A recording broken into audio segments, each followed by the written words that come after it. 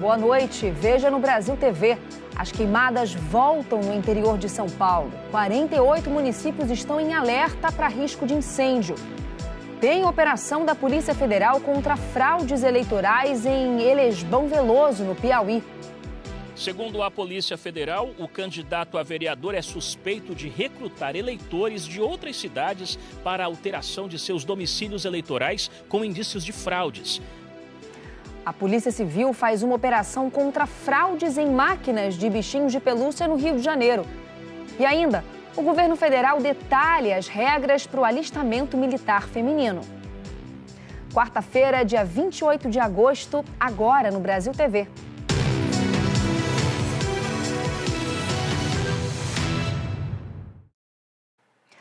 As queimadas voltaram ao estado de São Paulo. Em Olímpia, na região de São José do Rio Preto, teve incêndio num canavial. A situação é bem preocupante, mais ainda por causa da baixíssima umidade do ar. 48 cidades paulistas continuam em alerta máximo. Uma situação bastante complicada aqui no município de Olímpia. Esse incêndio ele começou no fim da tarde de ontem, numa área de canavial. Fica um pouco distante da cidade, mas brigadistas de usina, Corpo de Bombeiros e a Defesa Civil do município também conseguiram conter no começo da madrugada esse incêndio, que além da área do canavial, acabou atingindo reservas, matas de preservação ao longo dessa área. Uma situação bastante complicada, porque desde sexta-feira, Olímpia vem enfrentando incêndios constantes, como esse que a gente está vendo aqui ao vivo. O resultado dos incêndios, a gente está bem à beira aqui da principal rodovia que dá acesso à cidade, a Assis Chateaubriand, que chegou a ficar interditada. A chuva que veio domingo deu um alívio, mas não conseguiu segurar o retorno dos incêndios e a umidade do ar tem despencado nessa região do estado. Exemplos como Valparaíso, em que a umidade chegou ontem a 7%, Votuporanga 8%, e a gente percebe, tá ventando bastante, o que acaba contribuindo para o retorno dos incêndios. Eu estive nessa área queimada hoje de manhã e pude comprovar toda a destruição e todos estão bastante apreensivos por aqui, inclusive a prefeitura decretou situação de emergência ambiental. Eu volto com vocês. No Pará, o governo decretou situação de emergência também por causa das queimadas. O número de focos de incêndio nesse mês já é mais que 3 vezes maior do que o registrado em julho. Imagens de satélite analisadas pelo INPE, o Instituto Nacional de Pesquisas Espaciais, registraram quase 600 focos de incêndio só ontem aqui no Pará. Os registros começaram a aumentar no mês passado. Até agora, o Pará registrou quase 10.200 focos de queimadas em agosto. É um número 3 vezes maior que o registrado no mês anterior, em julho. Os municípios do Sul e Sudeste são os mais afetados. Hoje, a cidade de Novo Progresso amanheceu encoberta por fumaça. Situação que ocorre há dias, segundo os moradores. Diante desse alerta, o estado proibiu o uso de fogo para manejar pastagens e fazer a limpeza de áreas rurais. Mas a medida não se aplica às práticas agrícolas de subsistência realizadas pelas populações tradicionais e indígenas. O decreto vale por 180 dias e pode ser prorrogado pelo mesmo período, caso seja necessário. Os órgãos ambientais e de segurança deverão definir estratégias para combater os incêndios florestais. Laís Nunes, para o Brasil TV. E por causa das queimadas, animais são encontrados em bairros próximos às matas atingidas recentemente pelo fogo em Brasília. Hoje de manhã, um filhote de veado foi resgatado no Lago Sul. O animal entrou dentro do posto da Polícia Rodoviária na QI 29. O batalhão ambiental foi chamado, conseguiu capturar o filhote, estava bem, foi encaminhado ao centro de triagem do Ibama. Ali, como é uma região com muita mata, a polícia acredita que ele tenha se perdido da mãe por causa das queimadas. E uma onça parda foi vista na região do Café Sem Troco, no Paranoá. O batalhão ambiental chegou a ser acionado, encontrou a onça que estava em cima de uma árvore, bastante assustada. A equipe não resgatou a onça e pediu aos moradores das chácaras vizinhas que prendessem os seus animais e que não chegassem perto dela. Ainda segundo a polícia, é um animal jovem que saiu do habitat natural também por causa dos incêndios florestais. As equipes do Batalhão Ambiental voltaram hoje ao local e não encontraram mais a onça, o que reforça que ela tenha descido da árvore sozinha e voltado para o ambiente de mata. Em Aracaju, o Instituto Nacional de Meteorologia emitiu um alerta de ventos fortes de hoje até sexta-feira. A velocidade pode variar entre 40 e 60 km por hora. O Leonardo Barreto explica o que está acontecendo. Aqui em Sergipe, a terça-feira começou com muito vento em Aracaju. A área mais afetada deve ser o interior do Nordeste. De acordo com o IMET, os ventos podem atingir velocidade de 40 a 80 km por hora. Apesar do alerta ser intensificado para as regiões Agreste e também para o Alto Sertão, o vento forte já é percebido aqui no litoral, em Aracaju. O alerta é válido até o começo da noite de sexta-feira. A Gerência de Meteorologia e Mudanças Climáticas de Sergipe informou que a atuação da alta pós-frontal está intensificando a circulação nos baixos níveis da atmosfera, por causa de uma massa de ar frio e seco, que atuou no centro-sul do país e que agora está sobre o Oceano Atlântico. A orientação é evitar ficar embaixo de árvores, placas de publicidade, torres e outros locais que possam oferecer risco. No Piauí, a Polícia Federal fez uma operação para combater crimes de transferência de domicílio eleitoral com indicativos de fraude documental. A Operação Águas Rasas investiga um funcionário público suspeito de recrutar eleitores de outras cidades para alteração de seus domicílios eleitorais. De acordo com a APF, o suspeito, que também é vereador e candidato à reeleição, estaria fraudando o processo. A investigação começou este mês e apurou que o esquema estava transferindo o domicílio eleitoral dos envolvidos para a cidade de Elesbão Veloso, no Piauí, onde a polícia cumpriu 3 mandados de busca e apreensão no município. Foram identificados inicialmente 41 eleitores que formalizaram pedidos de transferência mediante fraude. Os pedidos foram indeferidos pelo Tribunal Regional Eleitoral do Piauí. Outros 85 requerimentos ainda estão sob suspeita. Também foi identificado que o principal alvo dos mandados recrutou eleitores de outras cidades para formalizarem requerimentos de alteração de domicílio eleitoral. A polícia diz que ele era o responsável pela inserção de dados falsos no sistema, produzindo certidões materialmente verdadeiras, porém com dados de endereços fictícios. Os investigados poderão ser responsabilizados pelos crimes de alistamento fraudulento, falsidade ideológica para fins eleitorais, inserção de dados falsos no sistema de informação e associação criminosa. As penas somadas são de até 25 anos de prisão. Renan Nunes, de Teresina, para o Brasil TV. E teve outra operação da Polícia Federal contra desvios de dinheiro público, fraudes em licitações e lavagem de dinheiro. Foi no município de Barão do Grajaú, no Maranhão, na divisa com o Piauí. Os policiais federais saíram de Caxias e foram até as casas dos investigados em Barão de Grajaú. São servidores municipais suspeitos de desvio de dinheiro da prefeitura. As investigações apontam que os suspeitos, servidores municipais, recebiam transferências bancárias de valores, feitas por empresas contratadas pela prefeitura. Os valores desviados podem chegar a mais de R$1.300.000.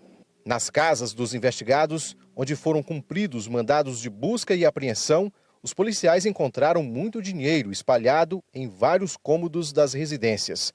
Os valores não foram revelados, mas tudo foi apreendido. Os suspeitos que não tiveram os nomes divulgados vão responder por corrupção passiva, fraude licitatória, lavagem de dinheiro e associação criminosa. As penas somadas podem chegar a 29 anos de prisão.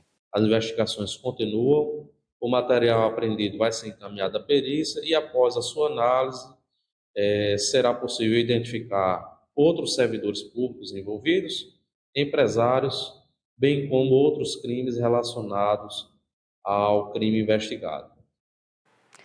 A Polícia Civil do Rio fez uma operação contra empresas suspeitas de fraudar aquelas máquinas de bichinho de pelúcia, sabe? São 19 mandados de busca e apreensão no Rio e em Santa Catarina. Mão no controle, concentração e sorte. Pelo menos é assim que muita gente se prepara para tentar pegar bichinhos de pelúcia nessas máquinas eletrônicas. Mas a polícia descobriu que a tal sorte era programada.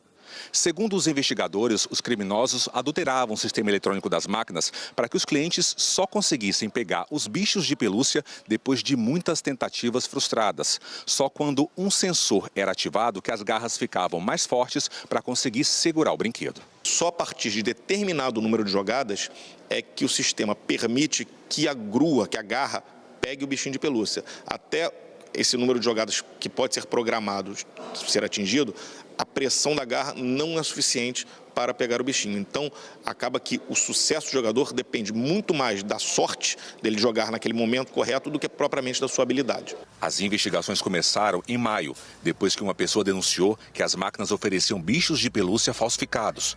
Hoje, os policiais da Delegacia de Repressão aos Crimes contra a Propriedade Imaterial cumpriram 19 mandados de busca e apreensão em endereços ligados à quadrilha. Um dos alvos foi a empresa Black Entertainment, que tem esse galpão em Inhaúma, na zona norte do Rio. A polícia encontrou várias máquinas e apreendeu documentos, celulares e computadores. No segundo andar do galpão, os policiais acharam brinquedos falsificados. Nenhum tinha o selo do Inmetro. Em outro endereço ligado à empresa London Adventure, os agentes encontraram mais brinquedos piratas. Num outro local, os agentes acharam máquinas ainda lacradas, além de uma pistola e munição. Também teve buscas na Baixada Fluminense e nessa empresa, na cidade de Itapema, em Santa Catarina. 3 funcionários das empresas foram levados para a delegacia para prestar depoimento. A polícia investiga se a quadrilha tem ligação com o jogo do bicho ou com a milícia.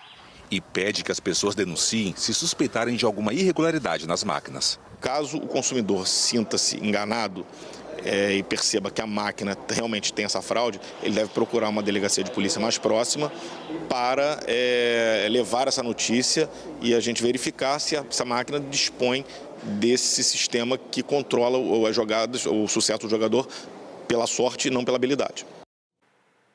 Nós pedimos posicionamento para as empresas Black Entertainment e London Adventure, alvos de busca e apreensão hoje, mas ainda não recebemos o retorno. Agora, um alerta para os motoristas que fazem o transporte de cargas sem aquela devida proteção das lonas. O motorista que comete essa infração pega 5 pontos na carteira de habilitação e ainda paga multa. Em Sergipe, o Batalhão de Polícia Rodoviária Estadual tem apertado o cerco. Na SE 290, próximo ao município de Itabaianinha, sul do estado, esse caminhão foi flagrado transportando esse material. Veja que o veículo possui a lona, mas ela está amarrada, sem uso. Ainda na mesma rodovia, a situação se repete, só que a quantidade do material transportado é até maior. Ainda assim, a lona não foi utilizada. Na rodovia João Bebe Água, em São Cristóvão, um material utilizado para piche de asfalto estava descoberto.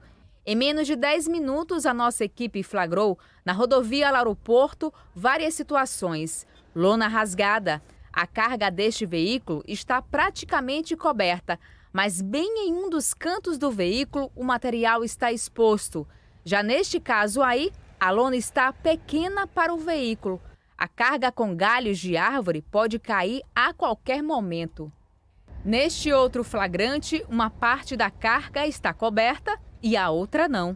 Fora das rodovias, aqui em Aracaju, também encontramos essa caçamba abastecendo em um posto de combustível. A lona novinha está bem ao lado do material exposto. É muito complicado, porque pode ser que venha areia, pedra, sei lá o que tem no caminhão, né? A gente fica dirigindo meio que amedrontado. Mesmo estando na faixa diferente, faz medo. São infrações que podem ser vistas por agentes lá nas estradas e aqui, no Centro de Controle de Operações do DR. Daqui, o veículo pode ser multado. 24 câmeras registram tudo. Os agentes trabalham 24 horas todos os dias. Qualquer veículo de carga pode ser autuado. Em pouco tempo na sala, registramos este caso em Monte Alegre. Pedras sendo transportadas sem a proteção. Uma infração com previsão no Código de Trânsito. A multa pode chegar a R$ 195,23.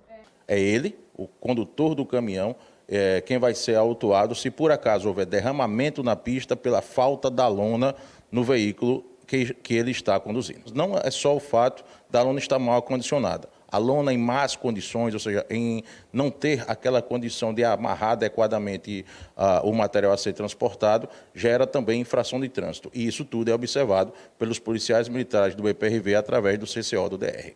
Gilvan é motorista e viveu um pesadelo em um dos trechos da rodovia estadual no município de Tobias Barreto. Uma carga com pedras atingiu o para-brisas do veículo dele. Cerca de um mês, mais ou menos, bateu uma pedra ali. Eu ia para Tobias Barreto, entendeu? E frequentemente, é só que você vê, é caçamba descoberta, esses carros assim, jogando pedra brita para todo lado. E o prejuízo é grande para a gente. A seguir, tempero comum na cozinha, o alho pode ser usado para melhorar a saúde, hein? É já já.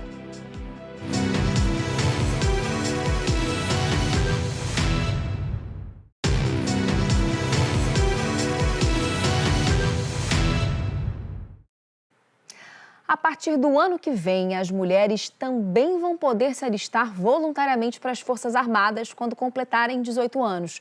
Hoje, o governo federal publicou um decreto com as regras.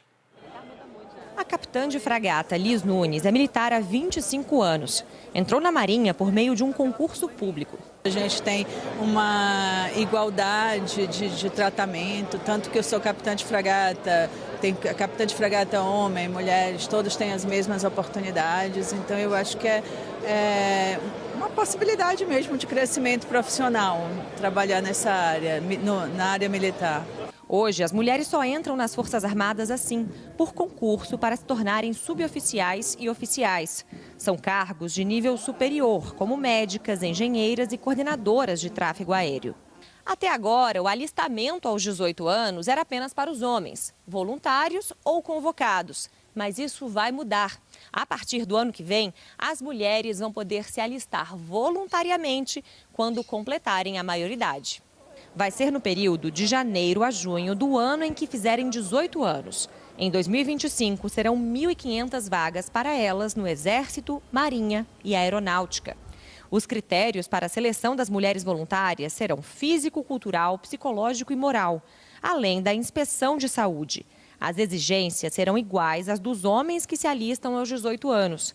Depois da incorporação, o serviço se tornará obrigatório e a militar ficará sujeita às mesmas regras do serviço masculino. Mas assim como é para os homens, não há estabilidade. O contrato pode ser renovado anualmente por até 8 anos. Depois disso, quem quiser continuar nas Forças Armadas terá que passar em concurso para seguir carreira. Hoje, de acordo com o Ministério da Defesa, cerca de 10% do efetivo das Forças Armadas são mulheres, o que deve aumentar com essa mudança. A regulamentação publicada no Diário Oficial da União foi assinada pelo presidente Lula e pelo ministro da Defesa, José Múcio. Eles fizeram o lançamento simbólico das novas regras em uma cerimônia hoje de manhã, em comemoração aos 25 anos do Ministério.